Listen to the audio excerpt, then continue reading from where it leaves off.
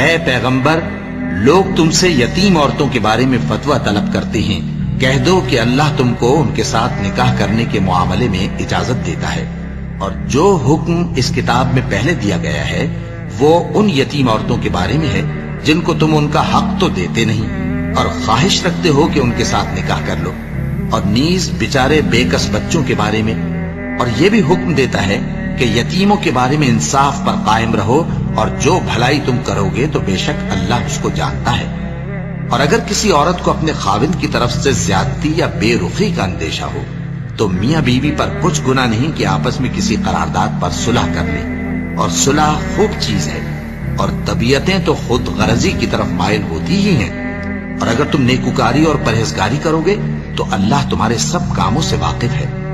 اور تم خواہ کتنا ہی چاہو بیویوں میں ہرگز عدل نہیں کر سکو گے، تو ایسا بھی نہ کرنا کہ ایک ہی کی طرف ڈھل جاؤ اور دوسری کو ایسی حالت میں چھوڑ دو کہ گویا ادھر میں لٹک رہی ہے، اور اگر آپس میں مصالحت کر لو اور پرہیزگاری کرو تو اللہ بخشنے والا ہے، بڑا مہربان ہے۔ اور اگر میاں بیوی ایک دوسرے سے جدا ہو جائیں تو اللہ ہر ایک کو اپنی وسعت سے غنی کر دے گا، اور اللہ کشائش والا ہے، حکمت والا ہے۔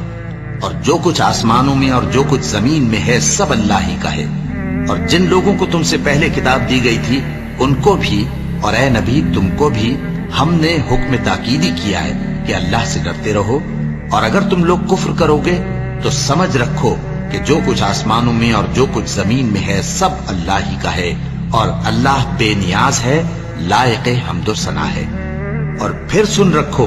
کہ جو کچھ آسمانوں میں اور جو کچھ زمین میں ہے سب اللہ ہی کا ہے، اور اللہ ہی کارساز کافی ہے۔